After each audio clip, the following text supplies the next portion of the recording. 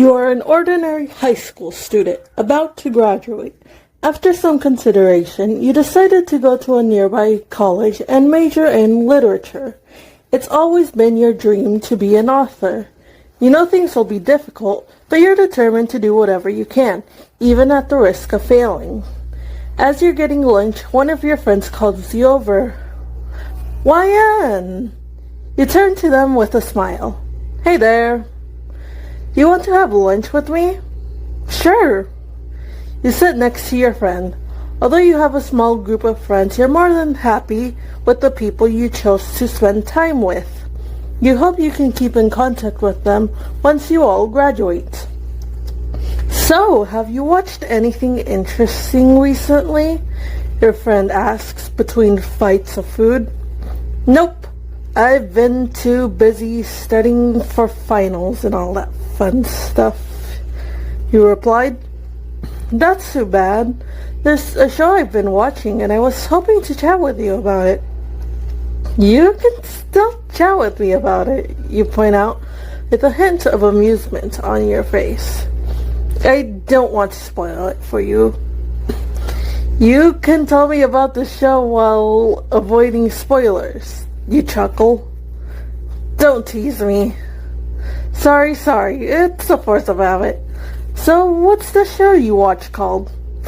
"It's called Miraculous Tales of Ladybug and Cat Noir. It's a French animated kids show." "It's a kids show?" you ask, genuinely a bit surprised.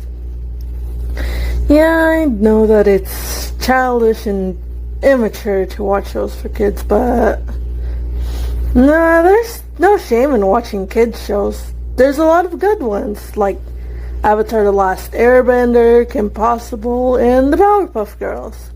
I'm just surprised that you watch a kids show because you don't seem like the type of person to watch a kids show." "I usually don't, but I heard some things about it on Twitter." "Of course you did," you chuckle. "Shut up," they glare at you. You giggle. "So, what's the show about?" "Well, without spoiling anything, it's kind of like a superhero show with magical girl elements." "Sounds interesting. Is it good, though?" They shrug. "That's debatable. I personally think it's hot garbage." You can't help but snort. "Well, at least you're honest about it. Why do you keep watching it, though?" "It's fun to laugh at it. It's like when you watch soap operas to laugh at them." "Fair enough," you hum. The lunch bell rings, signaling the end of lunch. "We should go to class. See you tomorrow, YN." "See you," you reply. Once school had finished, you walked back home. When you entered your home, you saw your mother stretching on the couch. "Hey, Mom," you say as you take off your backpack. "How was work?" "Hey, sweetie, welcome back. Work was fine. How about you? How was school?" Same old, you shrug. "Where's Dad?" "He went out to buy groceries." "Tell me when he comes back. I'm going to study in my room," you say, picking up your backpack and heading to your room. "Speaking of studies, I wanted to talk to you about your future," Mother said, her tone of voice taking a serious edge. You knew this was coming. You just hoped it wouldn't. "Mom," you mumbled, sounding very apprehensive. "I'm not trying to chastise your decisions. You know that I'll always support you. Just don't want you to struggle," Mother says, her tone of voice becoming soft and gentle. "I know, but I'm determined to become an author," you say, clenching your fist. "And I'm proud of you for that," Mother replies. "Maybe you should work with me for a while. I'm not saying it has to be forever, just at least until you make enough money to not need it." You let out a sigh. "I'll think about it." Mother hugs you. I really am proud of you. I hope you know that. You smile. I know. I guess I'm just a bit worried that I won't be a successful author. Well, if no one will buy your books, then I will, Mother says as she ruffles your hair affectionately. You hiss in protest. Now go along, but don't overdo it. Taking breaks is just as important as studying. Yeah, I know that already. You huff, but go to your room to study. After a short while, your father came back from buying the groceries. Why, Anne, come in. Your dad came back. Mother calls. I'm going, you reply, putting down your pencil and giving up. Hey, kiddo. Father greets, giving you a warm hug. Hey, Dad. How was your day? It was good. One of my friends gave me some movie tickets for the nearby cinema. What do you say? Want to watch a movie tomorrow? You hum in contemplation. It's Saturday tomorrow, and it wouldn't hurt to have some fun with your family. Sure. It'll be nice change of pace from the constant studying I've been doing. Once you and your family finished eating dinner, you went back to your room to finish your homework and study for finals. Since you had finished all your school-related tasks and you weren't feeling particularly tired, you decided to do something fun and relaxing. Your mind drifted towards the conversation that you had with your friend. Shrugging, you lay down and watched the show they brought up. What the fuck? You say, to no one in particular. You had spent the whole night binge-watching the show. It's kind of a hot mess. Yeah, no kidding, you mutter under your breath, utterly confused by what you just saw. How do you fuck up this much? This show should be used to teach others what not to do while writing a story. You rant to yourself. There was so much wrong with this show that it would take a PowerPoint presentation to explain every single thing wrong with the show. At least the animation was decent for the most part, you mutter. Fuck, what time is it? You mumble as you check the time on your phone. It's 3 a.m. Fuck, my parents are going to kill me, you say while putting your phone to charge and throwing your blankets out of your head. However, sleep doesn't come. You think about Miraculous as you try to sleep. What kind of lessons was it trying to teach children? Hey kids, it's okay if you invade someone's privacy, steal their belongings, break into their home, and sabotage their love lives as long as it's for true love and you were bullied. It's fine if you're entitled to someone's attention and affection and destroy property and attempt to murder others in the name of true love. It's perfectly fine. If you don't stop being a bully the moment someone asks you to be nice, and you're an irredeemable monster who doesn't deserve the benefit of doubt. Child abuse is bad. Child abuse is bad unless the victim is a bad person. Then the literal child is deserving of being abused.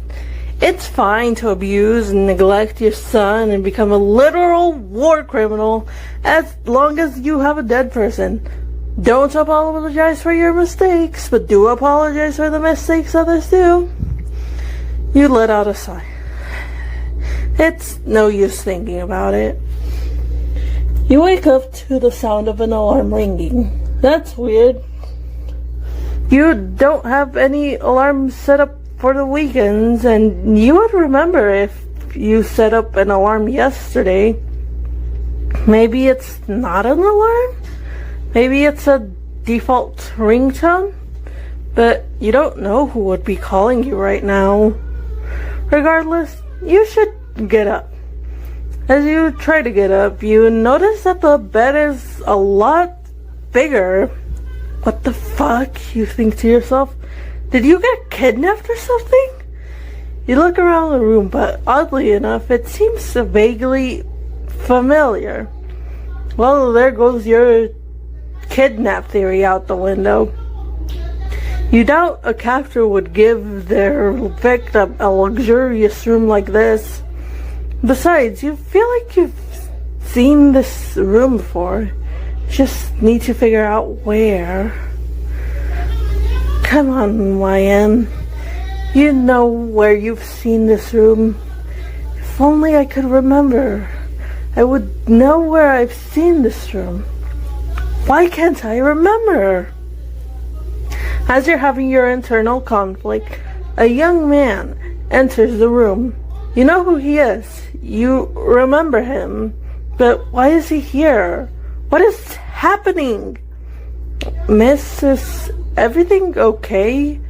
It's time to get to school and you haven't gotten up yet. Are you feeling unwell?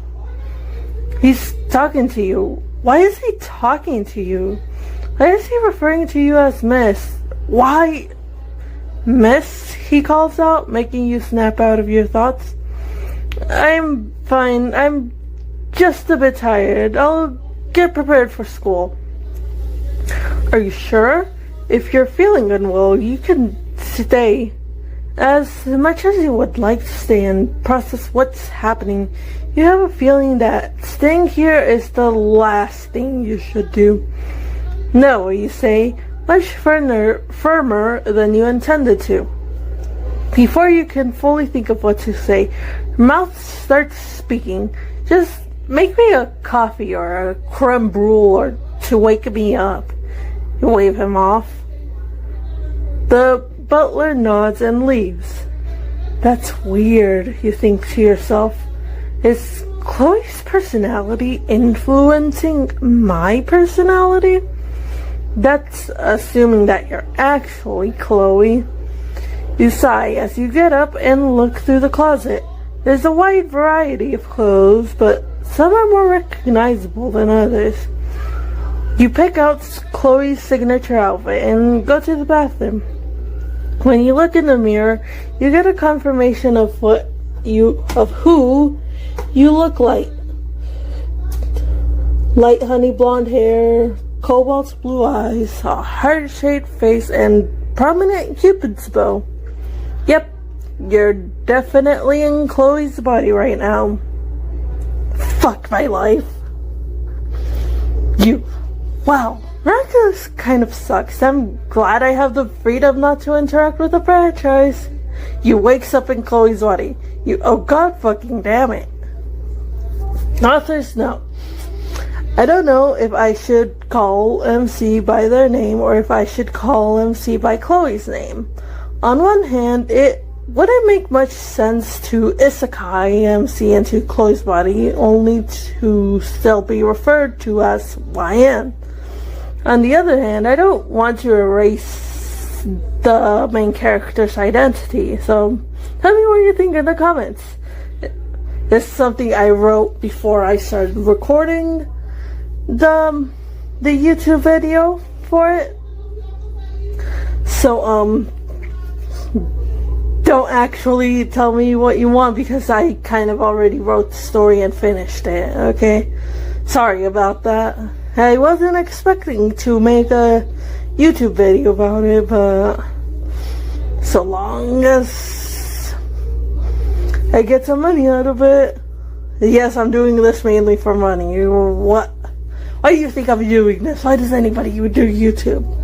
I'm not really that interested in YouTube, personally. I like watching videos. That's about it. That's it. Anyways, on another note, this fan fiction is going to be a critique on Miraculous Ladybug, as well as a defense of Chloe. Now, I won't be defending everything that Chloe does, even though I like her and I sympathize with her experiences. That doesn't mean that Chloe never does anything objectively wrong. Now, if you don't like Chloe, or if you disagree with my opinions or interpretation on certain things,